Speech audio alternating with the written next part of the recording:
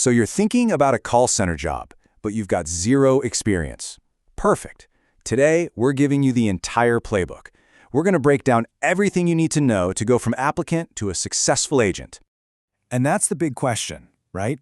It feels like that classic catch-22. You need a job to get experience, but you need experience to get a job. Well, I've got good news. In the call center world, that's not really how it works. The secret isn't about what you've done. It's about showing you understand the game and have the potential to play it well. And that's exactly what we're going to show you how to do. We're going to tackle this in 5 simple steps. First, we'll get real about what the job is actually like. Then, we'll teach you the lingo so you sound like you belong. We'll cover the tech, show you how to nail the interview, and finally, give you a guide to crushing your first 3 months. Okay, let's dive right into Section 1. Before you even think about hitting Apply, you've got to understand the world you're about to step into. Knowing what to expect is, without a doubt, the most important first step. So, first things first, this isn't just about casually answering some phone calls. It's a high-energy, metrics-driven environment. Everything from how long you're on a call to what you say is tracked. You'll be talking to all sorts of people. Some are happy, some are confused, and yeah, some are going to be pretty angry. Your job is to be the calm in their storm.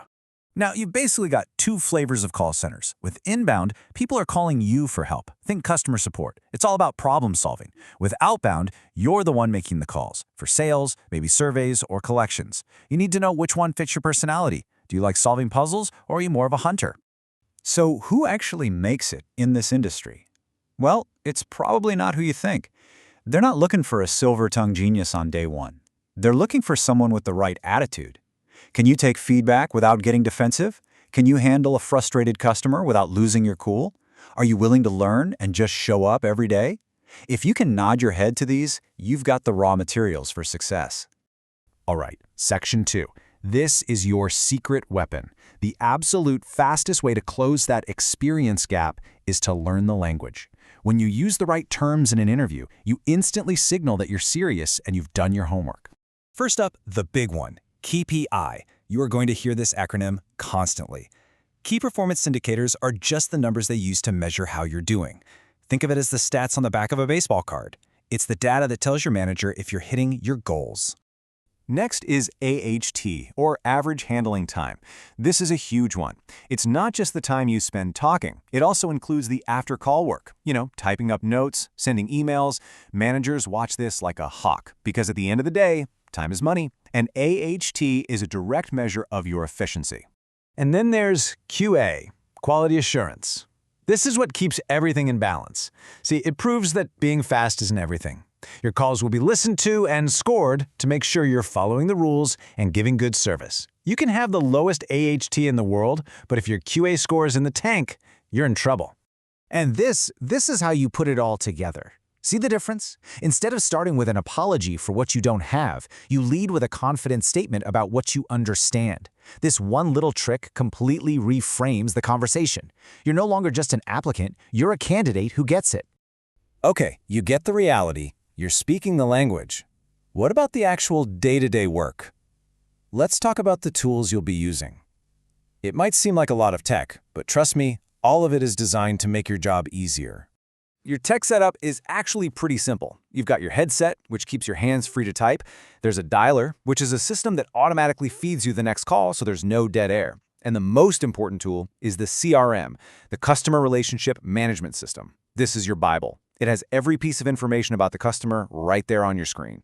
And no matter how wild a call gets, it almost always follows this simple 4-step dance. This is your safety net. When a customer is yelling and you don't know what to do, just come back to this. Greet them, figure out what they need, fix it or find someone who can, and then end the call. It's a simple recipe that works every single time. Now for the main event. You've done the prep work, you have the knowledge, and now it's time to put it all together and land the job. We're going to show you how to sell your potential, not your lack of a past. Here's something you have to remember. The interviewer already knows you don't have call center experience from your CV. They're not trying to catch you out. What they're really testing for are these 3 things. How clearly do you speak? Do you seem positive and easy to teach? And do you show that you actually want to learn and grow? It's less about your answers and more about how you come across. So, when they ask the inevitable question, How would you handle an angry customer? This is the home run answer. Seriously, it shows everything they want to see. You're calm under pressure, you listen, you have empathy, and this is key. You respect the process. An answer like this screams maturity and professionalism. So what do you put on your CV? You don't have to lie. Just translate your experience. You worked in retail? Great. That's customer service and communication skills. You were a barista? That's working under pressure. Played on a sports team? That's teamwork and being coachable. You have the skills, you just need to frame them the right way. And you got the job. Congratulations! But now the real journey starts. The first 90 days are usually a probationary period. Don't think of this as a scary test. Think of it as an extended training camp designed to set you up for success. You know, surviving probation is actually way simpler than you'd think. You don't have to be the best agent on the floor, you just have to be the most reliable. Show up on time every time. When your coach gives you feedback, just say thank you and try to apply it. Stick to the call flow we talked about. Just do the basics consistently. In the beginning, consistency beats talent every single time. Now this right here might be the single most important piece of advice I can give you. You have to learn to let it go. When a customer is upset, they're not mad at you. They're mad at the situation or the company or the bill. You just happen to be the person on the other end of the line. Your job is to help them, not to absorb their anger. Don't carry it with you. And please remember this. You're gonna stumble. You'll have calls where you have no idea what the answer is. That's not just okay, it's expected. Every single top agent you'll meet started out exactly where you are, feeling unsure. Confidence isn't something you start with, it's something you build, one call at a time. So there you have it, the complete playbook to get you in the door and on your way to success. You know the reality, you know the language, and you have the strategy for the interview and beyond. You've got everything you need. The only question left is, are you ready to make the call?